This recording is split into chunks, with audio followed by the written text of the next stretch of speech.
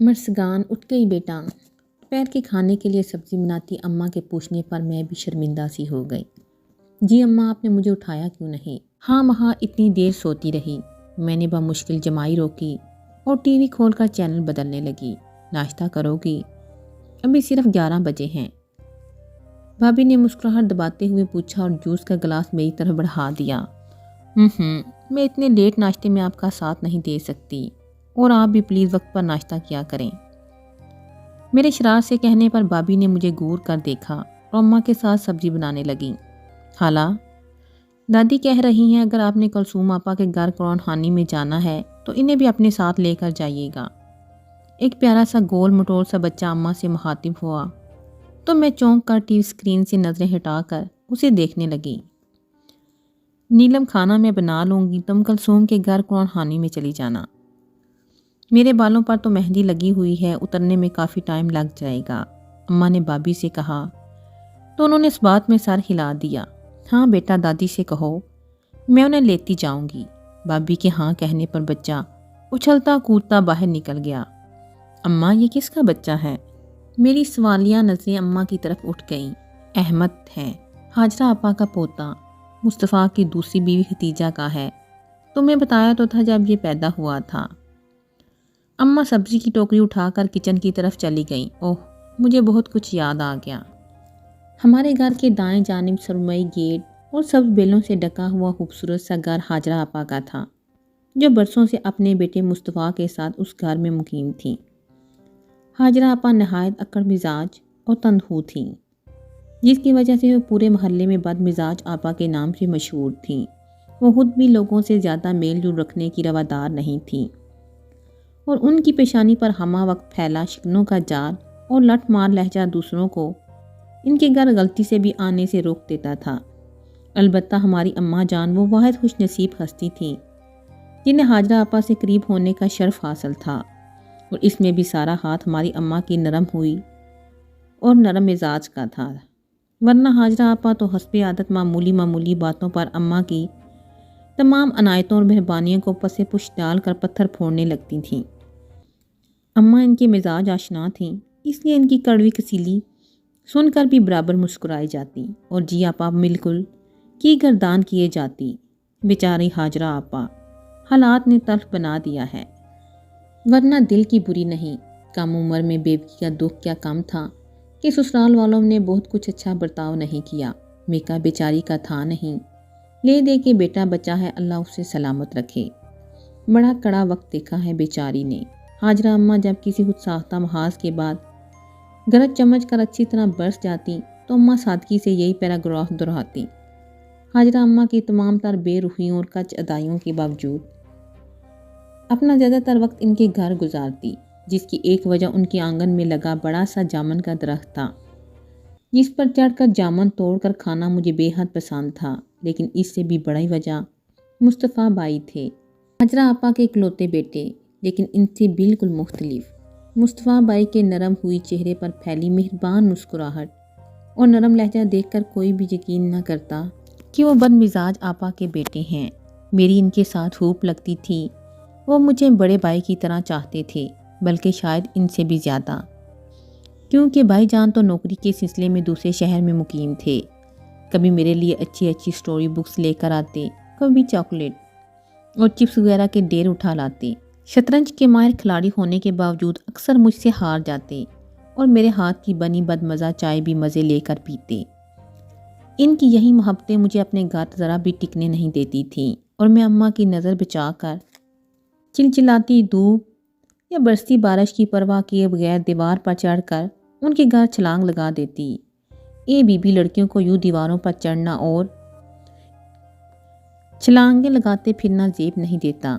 تیری اماں نے تجھے ٹک کر بیٹھنا نہیں سکھایا، ویسے تو بڑی عالم فاضل بنی رہتی ہے۔ اماں کی مجھے شرمندہ کرنے کی کوششیں کبھی برابر ثابت نہ ہوتیں۔ آپا، نہ جانے کیوں مجھے آپ کے گھر آ کر بڑا سکون ملتا ہے۔ میری لگاوٹ سے کہنے پر وہ کہہ کر کٹ کٹ کرتی اپنی مرغیوں کی طرف متوجہ ہو جاتی۔ بھائی مصطفیٰ کی شادی پر میں نے بہت ہلا گلا کیا، بلکہ بہنوں والی ساری رسمیں میں نے پوری کی تھیں۔ اپنے بھائی جان کی شادی پر بھی اتنا مزہ نہ کر پائی جتنا مصطفیٰ بھائی کی شادی پر کیا۔ हाजरा आपा भी बेटे की शादी की मौका पर मुझ पर बड़ी मेहरबान हो रही थीं। जब मुस्तफ़ा भाई ने मोज़मा भाभी से ये कहकर मेरा तारुफ करवाया कि ये मेरी बहुत प्यारी बहन है और हमारे घर की सारी रौनक उसी के दम से है, तो मुझे खुशी से रोना आ गया।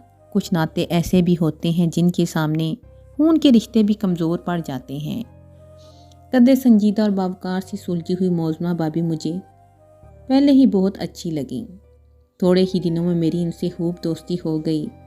हाजरा आपा फिर से अपनी रवश पर आ गई। अब इनकी तोपों के दहाने पर मोज़मा भाभी की तरफ थे। बहुत कम अरसे में इन्हें मोज़मा भाभी में हज़ारों खामियां नज़र आ गईं। जीत का सर उनकी सोनी कूद ने पूरी कर दी। उठते बैठते भाभी को इस कमी का एहसास दिलाती रहती। मुस्तफ़ा भाई की दिलजोई के बावजूद मोज़मा भाभी इस बिला वजह की डांट फटकार से थकने लगीं और जब हाजरा भाभी की तलखी अरूज पर पहुंच गई तो मुस्तफ़ा भाई के हाथ से मामला फहमी और सब्र व ज़ब्त का दामन छूटने लगा। मोज़मा भाभी ने इन्हें दूसरी शादी करने की इजाज़त दे दी। हाजरा आपा तो पहले ही इस किस्म का इरादा बांधे बैठी थीं, फ़ौरन चौकस हो गईं। मुस्तफ़ा भाई का कमज़ोर एहतजाज इनके लिए कोई मायने नहीं रखता था। मोज़मा भाभी के घर वालों को जब सूरत हाल का पता चला तो इन्हें ज़बरदस्ती अपने साथ ले गए। इन्हें अपनी बेटी की नाकदरी गवारा नहीं थी। मुस्तफ़ा भाई बायस शर्मिंदगी और हाजरा आपा बवजह हाथ धड़मी इन्हें न रोक सकें।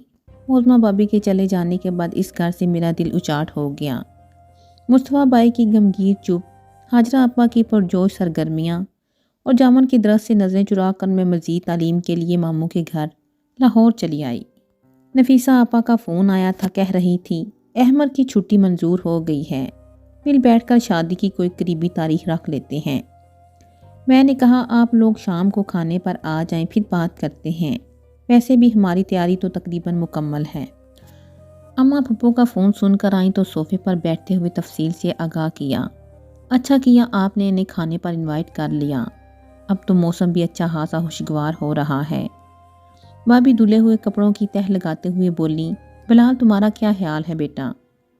भाईजान टीवी देख रहे थे, सीधे होकर बोले, जी अम्मा जैसे आप मुनासिब समझें।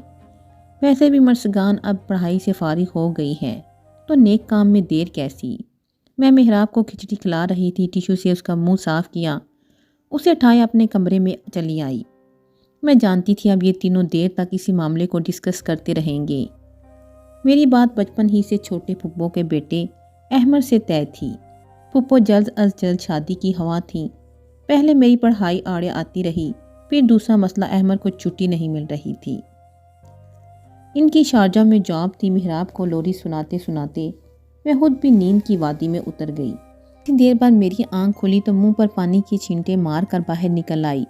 भाभी नसरीन मुलाजमा के साथ किचन में बुरी तरह मसरूफ़ थीं।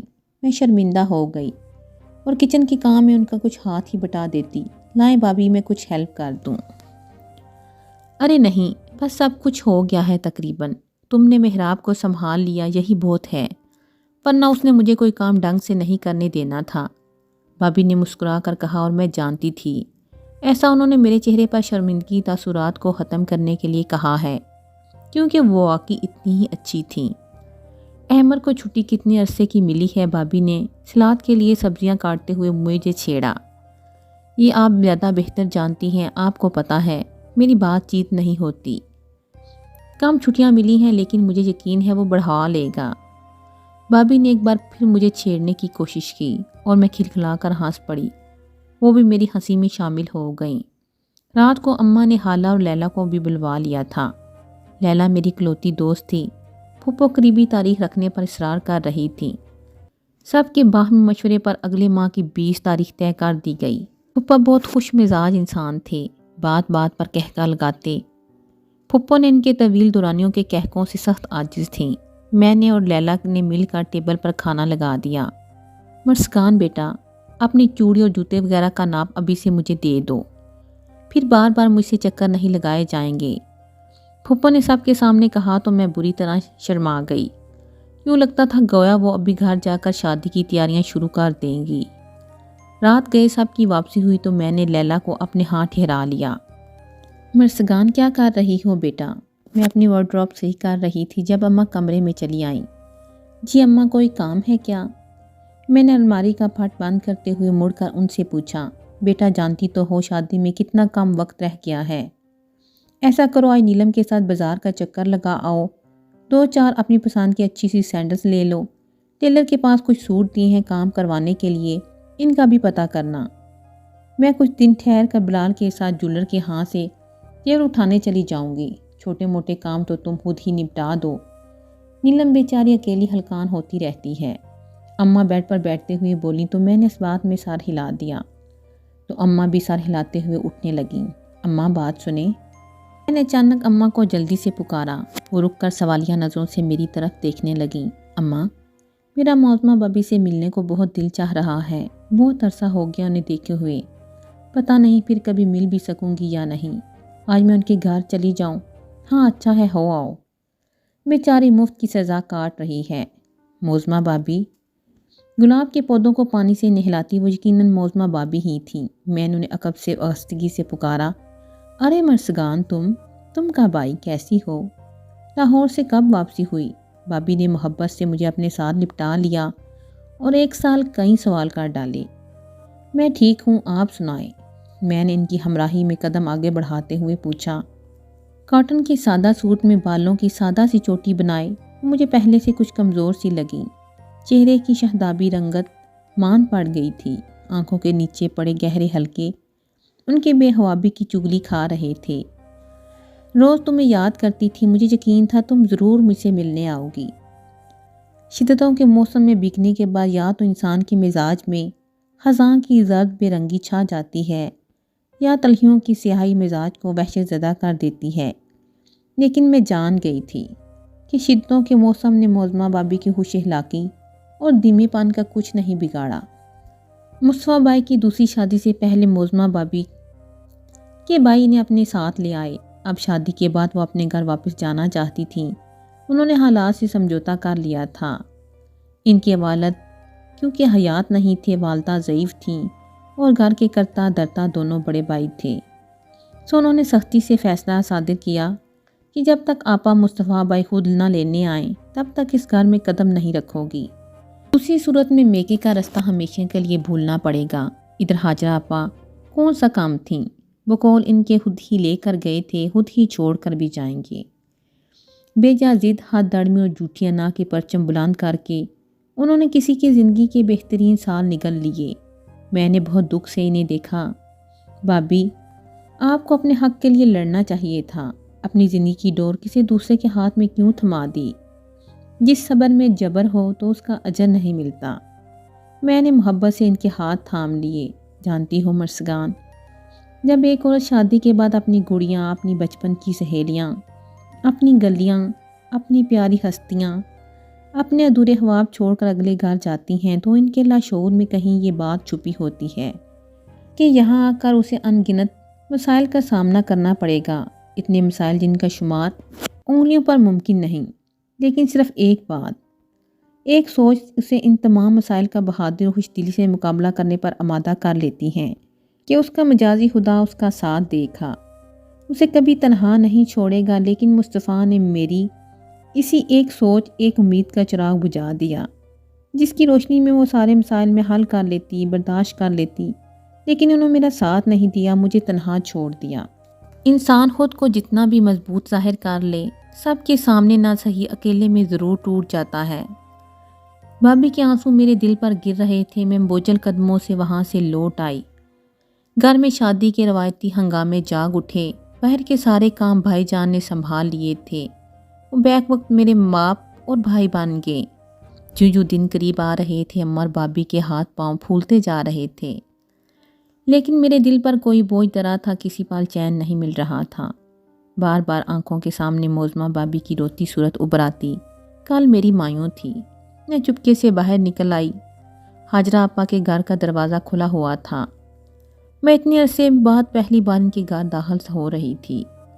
سارے گھر میں خاموشی کا راج تھا۔ ایک کمرے سے ٹی وی چلنے کی مدھم آواز آ رہی تھی۔ میں اسی طرف بڑھ گئی۔ حاجرہ آپا بیڈ پر نیم دراز ٹی وی دیکھ رہی تھیں۔ السلام علیکم آپا، میں نے آہستگی سے انہیں سلام کیا۔ ارے مرسگان، تم ختم ہو گئی تمہاری پڑھائی، بہت عرصہ بعد شکل دکھائی ہے۔ انہوں نے مجھے بیٹھنے کا اشارہ کرتے ہوئے اپنی محسوس پار تار آواز میں کہا، باقی سب کہاں ہیں؟ احمد کی طبیعت کچھ خراب تھی، مصطفیٰ اور ختیجہ اسے ڈاکٹر کے وہاں لے گئے ہیں۔ انہوں نے بیزار لہجے میں کہا تو میں ٹی وی اسکرین کی طرف متوجہ ہو گئی۔ حق ہاں، انسان ہی انسان کا دشمن بنا ہوا ہے۔ اللہ پوچھے گا ان ظالموں کو۔ ٹی وی پر کراچی میں ہونے والے ٹارگٹ کلنگ کے لیے لرزہ خیز مناظر دکھائے جا رہے تھے اور میری پرسوچ نظریں آپا کی طرف اٹھ گئیں۔ کسی کی غلطی پر ہمارے اندر احتجاج ضرور بلند ہونا چاہیے، پر غلطی کرنے والے سے اس کے رویے کی مذمت کرتے وقت اس کے درجے کا لحاظ رکھنا چاہیے، ورنہ ہم خود اپنے مقام سے گر جائیں گے۔ آپا، ظالم کسے کہتے ہیں؟ ظلم کرنے والے کو اتنا بھی نہیں جانتی تم؟ میں طنزیہ لہجے میں کہا۔ اور ظلم کسے کہتے ہیں؟ میری سنجیدگی میں سر منہ کوئی فرق نہیں آیا۔ کسی کو اس کے گھر سے بے گھر کرنا، اس کے جائز حق سے محروم کرنا اور ناکردہ گناہوں کی سزا دینا۔ انہوں نے مجھے بڑے فخر سے بتایا۔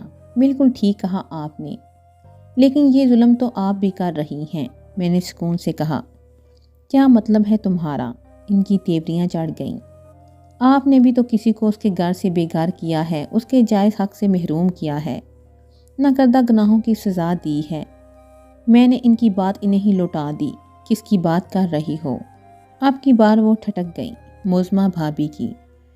میں نے ان کے چہرے پر نظریں جما دیں۔ یہ سب اس کے بھائیوں کا کیا درا ہے۔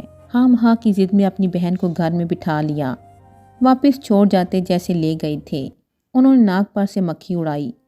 انہوں نے غلط کیا، بہت برا کیا۔ آپ اعلیٰ ظرفی کا ثبوت دیں، اگر چھوٹے بیوقوفی کریں تو بڑوں کو بڑا پن دکھانا چاہیے۔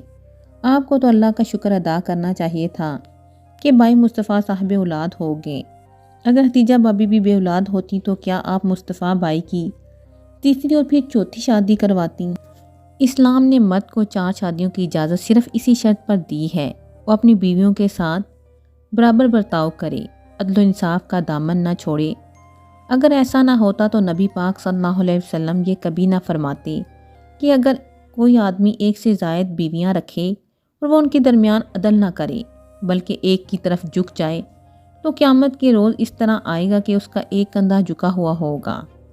اس کے لہجے میں نمی گل گئی۔ موزمہ بھابی بے اولاد ضرور ہیں، لیکن وہ قصوروار ہرگز نہیں تھی۔ ہر صبح اس امید پر آنکھیں کھولتی ہیں کہ آپ انہیں لینے آئیں گی، لیکن ہر ڈوبتا سورج ان کی امید کا چراغ بجھا دیتا ہے۔ آپا، مظلوم کی آنکھ سے گرنے والا ہر آنسو بذات خود ایک بد دعا ہے، اگر مظلوم اپنی زبان سے کچھ بھی نہ کہے۔ آپا، ہم انسان ہیں، ہمیں اپنی اوقات میں رہنا چاہیے۔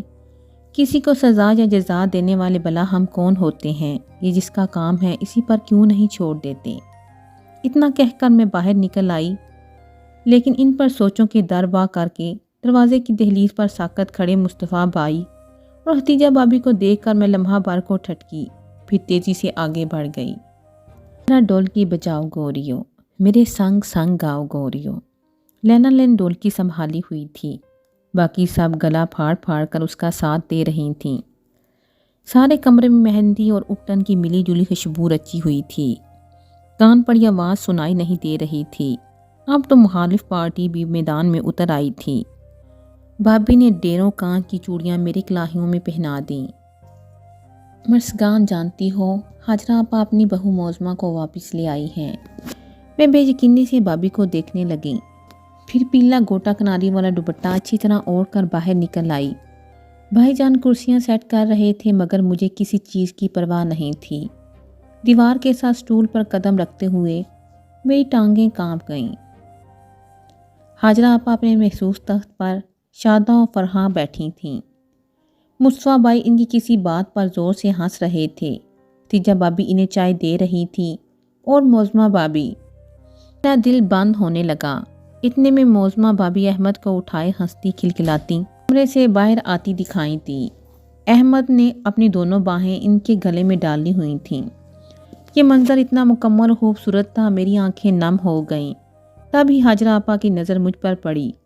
ارے لڑکی دھیان سے، اب تو تیری شادی ہو رہی ہے، کہیں ٹانگ وانگ ٹوٹ گئی تو سب کہیں گے دلہن لنگڑی ہے۔ ان کے لہجے کی کھنک اور ممنوعیت مجھے سب کچھ بتانے کے لیے کافی تھی۔ مصطفیٰ بھائی نے دور سے ہاتھ ہلایا تو میں بگھی پلکوں سے مسکرا دی۔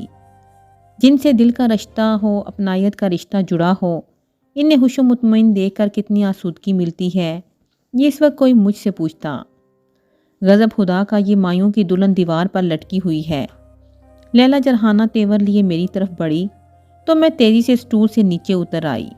اندھیری رات چاہے کتنی ہی کالی اور طویل کیوں نہ ہو، لیکن اس کے آخری کنارے پر ایک سورج ضرور طلوع ہوتا ہے، جس کی نرم چمکیلی کرنیں آہستہ آہستہ تاریکی کا سینہ چیر دیتی ہیں۔